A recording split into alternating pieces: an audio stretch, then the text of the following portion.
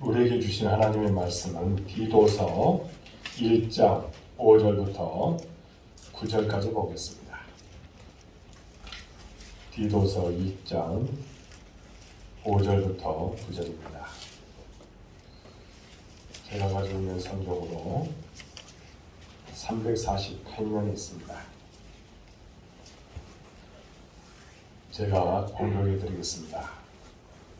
내가 너를 그레데에 남겨둔 이유는 남은 일을 정리하고 내가 명한 대로 각성의 장로들을 세우게 하려 함이니 책망할 것이 없고 한 아내의 남편이며 방탕하다는 비난을 받거나 불순종하는 일이 없는 믿는 자녀를 둔 자라야 할지라. 감독은 하나님의 청지기로서 책망할 것이 없고 제 고집대로 하지 아니하며 급히 분내지 아니하며 술을 즐기지 아니하며 구타하지 아니하며 더러운 이득을 탐하지 아니하며 오직 나그네를 대접하였며 선행을 좋아하며 신중하며 의로우며 거룩하며 절제하며 미쁜 말씀의 가르침을 그대로 지켜야 하리니 이는 등이 바른 교훈으로 권면하고 거슬러 말하는 자들을 책망하게 하려 함이라. 아멘. 오늘 예배드리기 위해서 나온 여러분들을 주의 이름으로 축복합니다. 은혜 풍성히 받으시고 주님을 만나는 귀한 축복의 시간이 될 수 있기 바랍니다.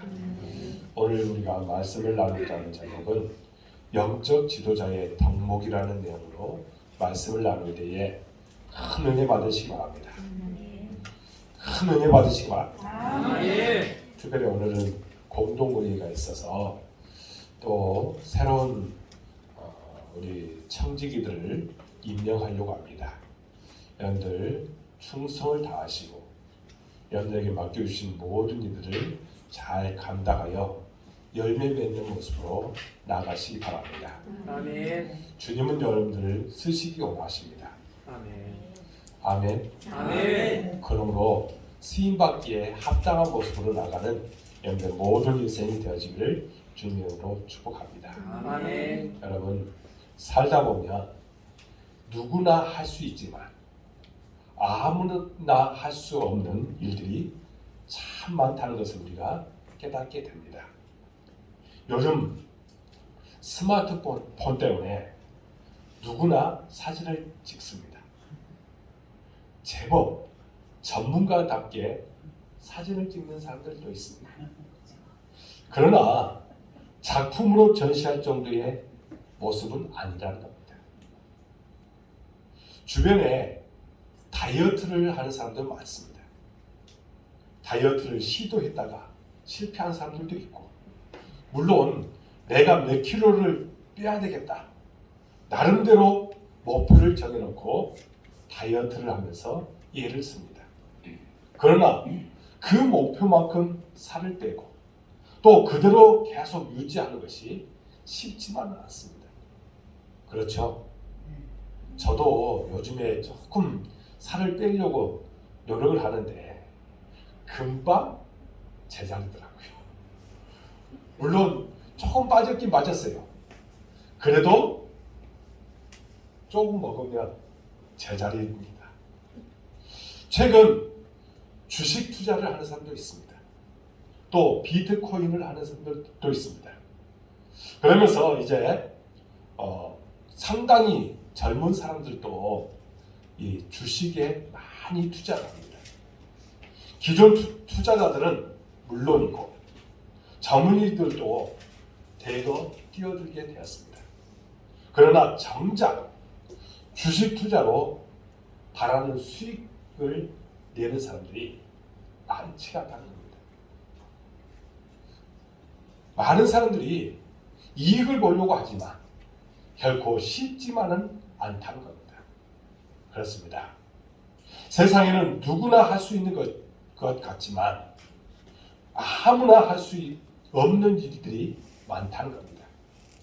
다시 말해서 특별한 자질과 능력을 갖추고 또 특별한 준비와 노력을 한 사람들만 할 수 있는 일들이 많다는 겁니다. 영적인 일들은요 더 더더욱 그렇습니다. 예수님을 잘 믿고 주님께 영광을 돌리며 사는 것은 그리스도인이라면 누구나 해보려고 하지만 실제로 그렇게 하는 사람은 많지가 않다는 겁니다. 주님의 부르심을 받아서 주님을 섬기며 사는 일 또한 그리스도인이라면 누구나 해보고 싶어야 하는 일이지만 사실 그렇게 하는 사람은 많지가 않습니다. 더더욱 영적인 리더로서 믿음의 공동체를 이끄는 일은 누구나 할 수 있는 것 같지만 결코 아무나 할 수 없다는 겁니다. 저는요 가끔 가다가 이제 기도원에서 기도한 적이 있습니다. 물론 코로나 때문에 요즘에는 가지 못하지만 그런데 기도원에 가서 이제 기도하기 위해서 이제 입구를 올라갑니다.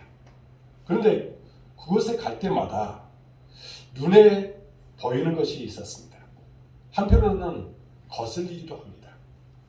이름도 잘 모르는 신학교의 학생 모집 광고입니다. 무언가 무인가 신학교들이 이제 학생 모집을 한다고 그곳에 붙여놓은 경우가 많이 있습니다. 사실 정식 교단에서 이렇게 모집하는 경우는 그런 곳에 붙이지도 않습니다. 그런데 무인가 신학교들이 꼭 그런 곳에다가 붙여놓고 이제 신학생들을 모집을 합니다. 그런데 그렇게 하는 것을 보면서 좀 마음이 씁쓸합니다. 무인가 신학교들은 이 지도자들, 특별히 목회자들을 세울 때 그냥 1년 만에 목사 안수받는 사람들도 있어요. 그리고 조금 돈을 기부한다든지 그렇게 하면 목사 안수를 줘버립니다. 그래서 참 문제가 많은 사람들도 많이 있어요. 그리고 사회적으로, 도덕적으로, 윤리적으로 상당히 문제 있는 사람들이 대거 거기에 입학하는 사람들도 있습니다. 또 법적으로도 문제 있는 사람들이 거기에 입학하는 경우도 있다는 겁니다. 그러나 정식적으로 신학교를 졸업하거나 입학하는 사람들은 어떻게 하냐? 그래도 어떤 그 모집하는 과정 속에서 무엇인가 면접도 하고 또 여러 가지 방법을 통해서 걸러내기도 합니다. 그런데 그렇지 아니하고 그냥 무인가에서 이렇게 하는 사람들이 있어서 참 문제가 많다는 겁니다. 그렇습니다. 오늘 한국교회의 문제는 아무나 영적 지도자가 되고 있다는 데 문제입니다. 정말 하나님의 부르심을 받았는지 모를 그런 사람들, 제대로 훈련받지 못하고 자질을 갖추지 못한 사람들, 목회자가 되어서도 끊임없이 하나님의 종으로서 바르게 살려는 노력을 해야 되는데 그렇게 하지 못하는 사람들, 또한 문제가 많은 사람들, 특별히 도덕적으로 그리고 윤리적으로 문제가 많은 사람들이 거기에 많이 지원하는 경우도 있습니다. 그러다 보니까 아무나 목사가 됩니다. 아무나 목사. 이런 사람들이 목회자가 되고 영적 지도자가 되는 일이 적지 않게 일어나고 있다는 겁니다. 교회에서 평신도 지도자가 세워질 때도 마찬가지입니다. 많은 경우 철저한 검증 없이 선택을 받을 때가 많습니다. 그리고 제대로 훈련도 받지 않은 채 임직을 받습니다. 나아가서 지속적인 영적 훈련 없이 사역을 감당할 때가 많다는 겁니다. 결국 오늘의 한국교회는 아무나 목사가 제일 문제고 다음으로 아무나 장로, 아무나 권사, 아무나 안수집사가 문제라는 겁니다. 여러분 훈련받지 않고 그저 그냥 이렇게 안수받는 경우가 많이 있다는 겁니다. 그것이 문제라는 거예요. 그러면 누가 영적 지도자로 세워져야 할까요? 먼저 예수님께서 누구를 어떻게 세웠는가를 우리가 분명히 봐야 된다는 겁니다. 주님께서는 자기가 주님을 따르겠다고 찾아온 사람들은 절대로 물리치셨다는 겁니다. 여러분 이것을 잘 알아야 됩니다. 자기가 예수님을 따르겠다고 한 사람들, 물론 그 사람들이 따라오는 경우도 있었지만 거의 대부분이 어떻게냐, 그들을 물리치셨습니다. 대신 주님께서 대상자를 찾으시고 나를 따르라고 명하셨습니다. 특별히 12제자를 우리가 명하실 때에 또 그들을 이끌어갈 때에 어떻게 했습니까? 예수님께서 찾아가셨어요. 그들을 부르셨다는 겁니다. 한마디로 말하면 본인이 오나가나 사람들이 추천한 사람을 세워준 것이 아니라 주님께서 택하시고 훈련하신 뒤에 세웠다는 겁니다. 문제는 오늘 교회는 교회 지도자로 누구를 어떻게 세워야 할까, 거기에 대해서 여러 가지 문제가 발생할 때가 많습니다. 그래서 그 지도자를 제대로 세우지 못해서 교회가 분란을 일으키고 또 여러 가지 문제가 생길 때가 많이 있다는 겁니다. 심지어 제가 옆에 있는 교회에 어떤 교회에 그 목사님의 말을 들었더니 어떤 분이 재력은 있어요. 뭐 부천에서 두 번째로 세금을 많이 낸다고 할까. 근데 이 사람이 교회 오더니 어느 날부터 이제 목사님의 설교를 가지고 뭐라기도 하고 또 자기를 대접하지 못한다고 해가지고 뭐라고, 결국에는 이 사람이 교회를 분란을 일으키더니 몇 사람을 데리고 나가버리더라고요. 그런 경우가 많아요. 이것이 바로 한국교회의 문제고 아무나 그렇게 세우다 보니까 문제가 생기는 것입니다. 여러분, 이것이 바로 교회의 문제이고 교회가 영적으로 문제가 있을 때 아무나 영적 지도자로 세울 위험이 있는 것이 바로 여기에 있다는 겁니다.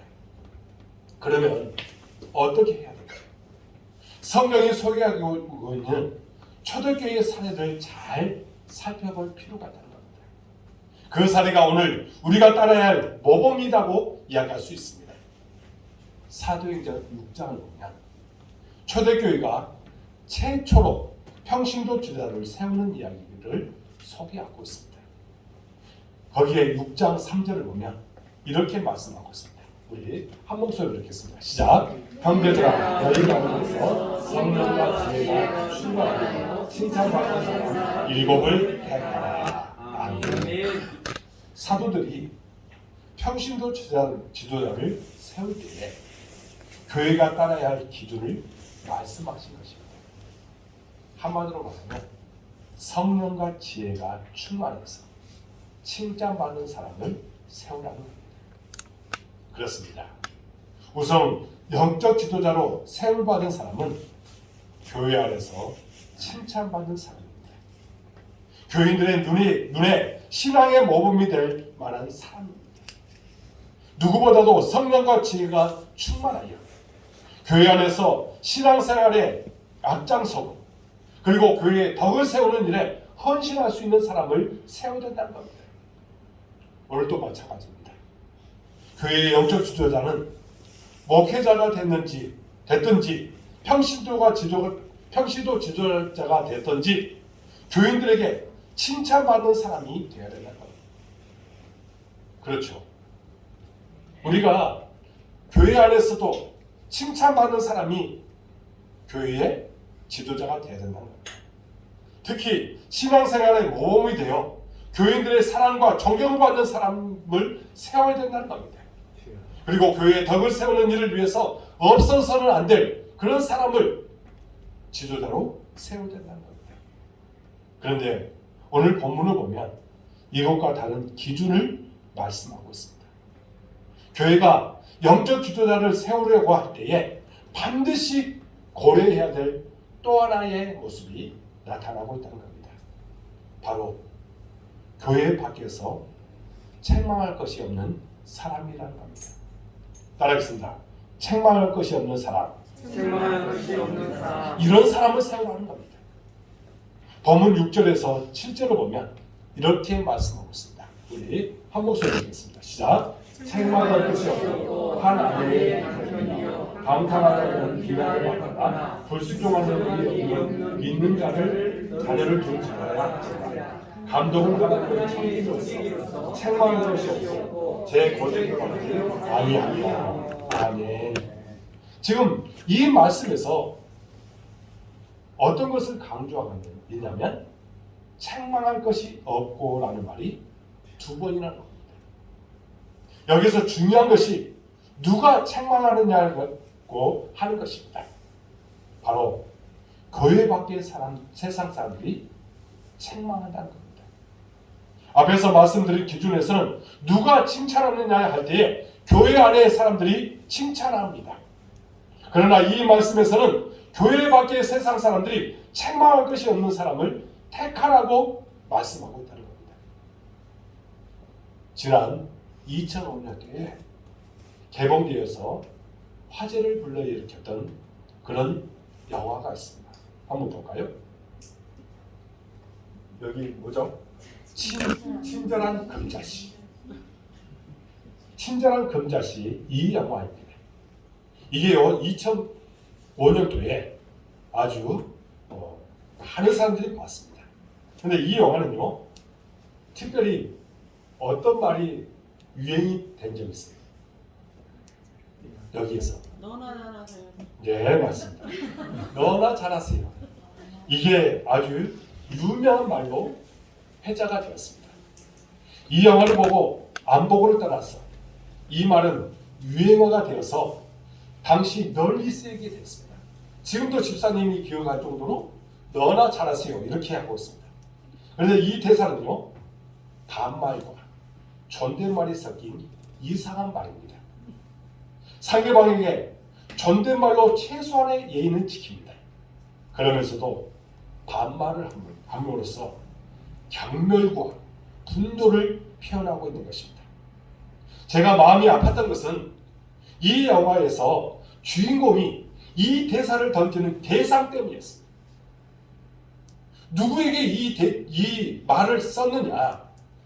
주인공 금자씨는 13년 만에 이제 감옥에서 출소를 하게 되었습니다. 그 소식을 듣고 그동안 관심을 가지고 전도하며 도와줬던 전도사님이 찬양대원들과 함께 이제 마중을 나오게 됐습니다. 그리고 수고했다며 앞으로 죄짓지 말고 잘 살라고 어떻게 보면 덕담을 던지는 말이 돼서 이 금자씨가 너나 잘하세요 이렇게 한 겁니다. 대상이 누구였다고요? 전도사님과 찬양대원들에게 한 이야기입니다. 저는 이 장면을 보고 정말 큰 충격을 받았습니다. 그렇게 자기를 도와주었는데 이게 할 소리입니까? 거기에 대해서 이야기한 것이지만 그러면서 도대체 이 주인공 금자씨 눈에 그 전도사님이 어떻게 했기에 그 전도사님이 어떤 행동을 했기에 너나 잘하세요 이렇게 말을 들었을까? 그 생각을 하니까 씁쓸하더라. 사실 이 대사는 이 시대 세상 사람들이 교역자들과 교인을 바라보는 시각을 고스란히 담고 있다고 생각을 합니다. 한마디로 말하면 그리스도인들이 자기들 나름대로는 잘 산다고 하지만 세상 사람들 눈에는 문제가 많다는 겁니다. 다름 아니라 말과 행동이 너무 다르다는 겁니다. 그래서 너나 잘하세요 이렇게 말하게 되는 것입니다. 그렇습니다. 교회에서 영적 지도자를 세울 때에 세상 사람들로부터 책망할 것이 없는 사람을 세워야 된다는 겁니다.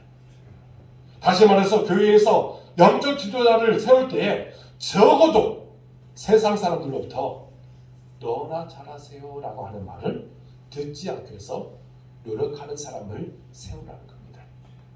그렇다고 해서 그런다고 무조건 다 그렇게 아무나 세우지 않아서도 안 됩니다. 그래도 세워야 된다는 겁니다. 여러분, 저를 비롯해서 여기 물론 교육자들 그리고 장로님들을 비롯해서 평신도 제자들 먼저 우리 자신들을 한번 돌아봐야 될 줄로 믿습니다. 교회 밖에서 우리와 더불어 살아가는 사람들의 눈에 우리는 어떻게 비출까? 혹시 그 사람들이 우리에게 너나 잘하세요 그렇게 이야기할까?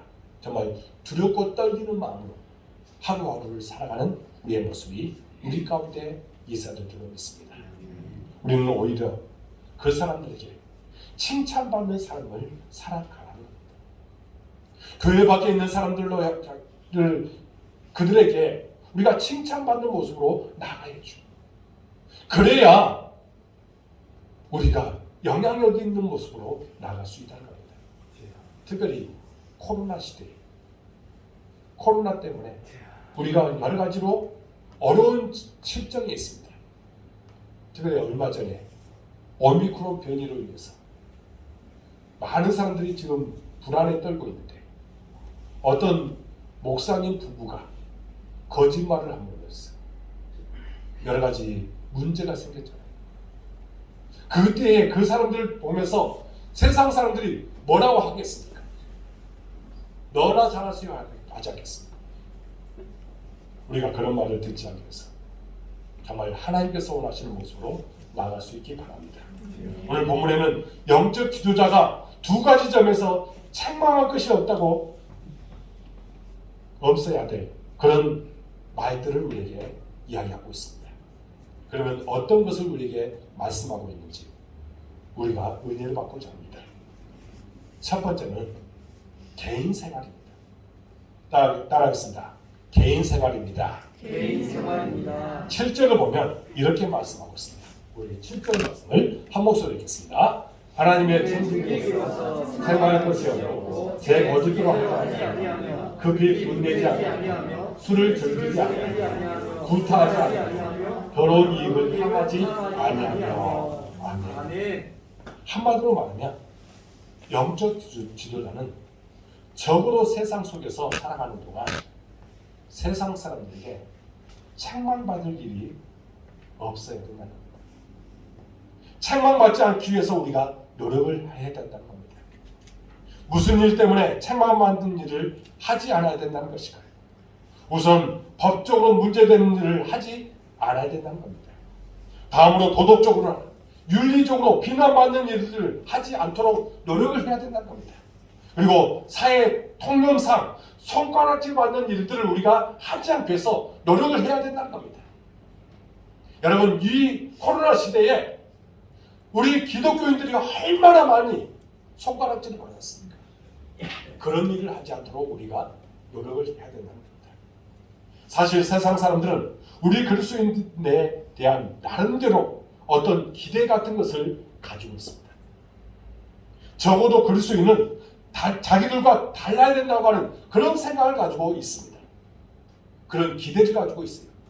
그래서 어떤 말을 많이 하냐면 교회 다니는 사람이 왜 그 모양이냐 이런 말을 많이 합니다.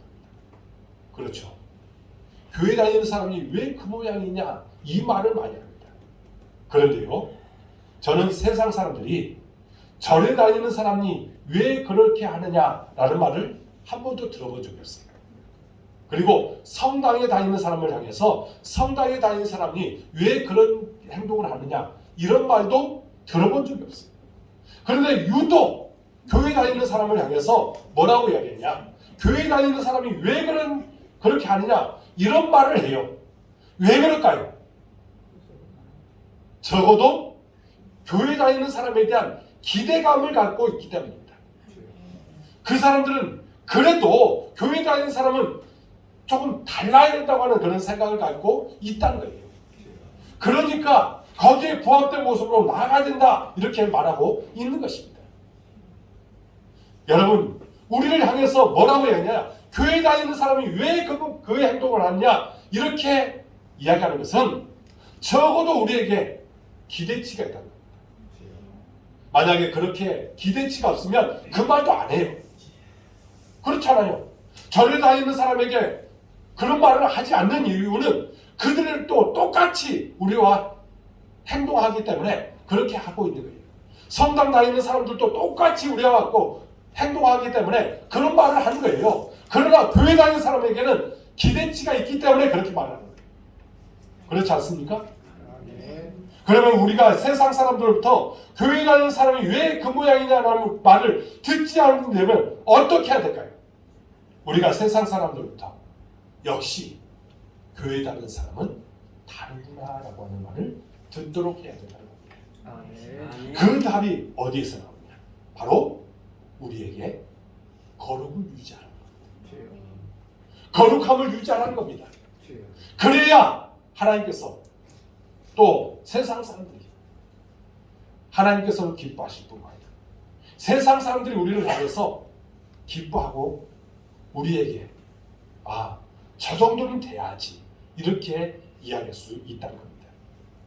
현대를 대표하는 기독교 사상가 중 한 사람으로 꼽히는 프란시스 쇠퍼라는 사람이 있습니다.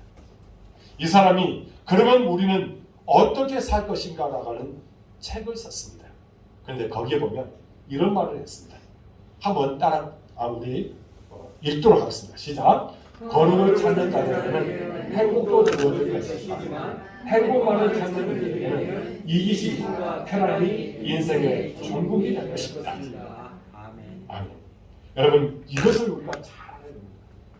거룩을 찾는 자들에게는 행복도 주어질 것이지만 행복만을 찾는 사람들, 이런 사람들에게는 이기심과 쾌락이 인생의 전국이 될 것이라고 하는 겁니다.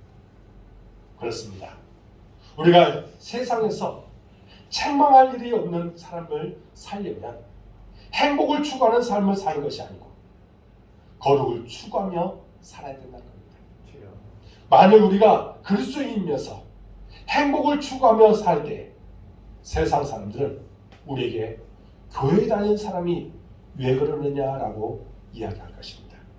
그러나 우리가 거룩을 추구하고 그렇게 살게 될 때 역시 교회 다니는 사람은 다르구나라고 우리에게 분명히 이야기할 것입니다. 사랑하는 여러분들 모두가 다 거룩을 추구하며 살아갈 수 있기를 주님의 이름으로 축복합니다. 영국의 작가 길버트 체스터톤이라는 사람이 있습니다. 이 사람이요 이렇게 이야기했습니다.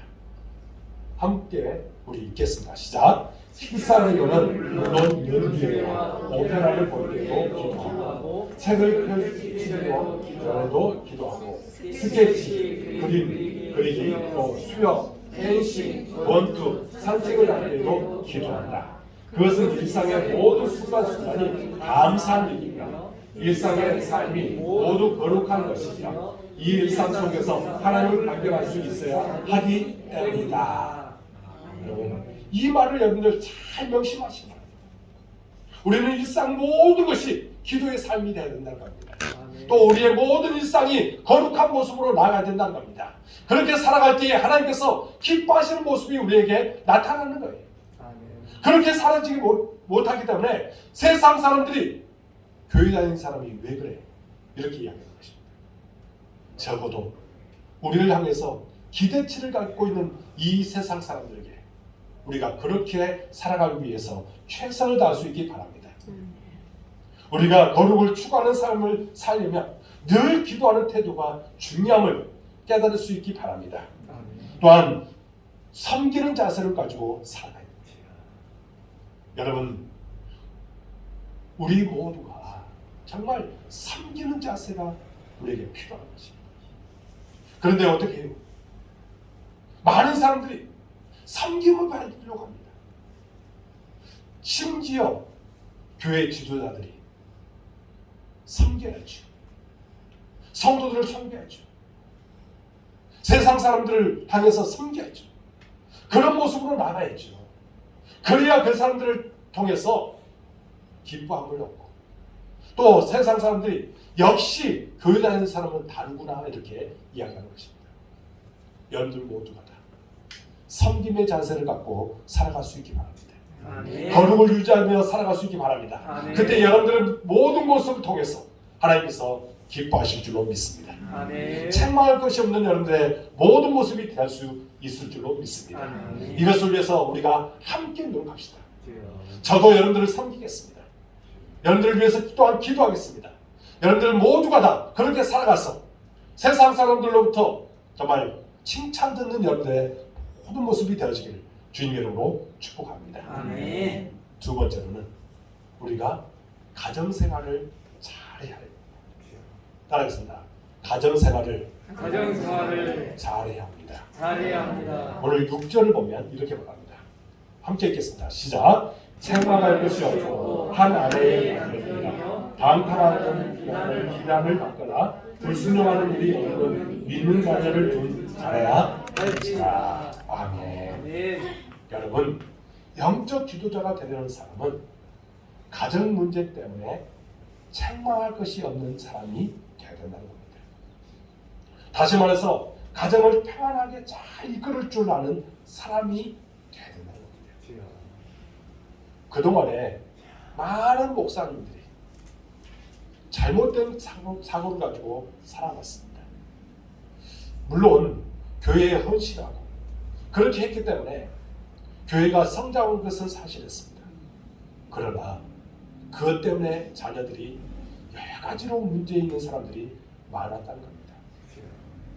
여러분, 사랑의 교회 원로 목사님이었던 분, 지금은 돌아가셨지만 오카는 목사님이 이분에게 있어서 참 교회가 성장했습니다.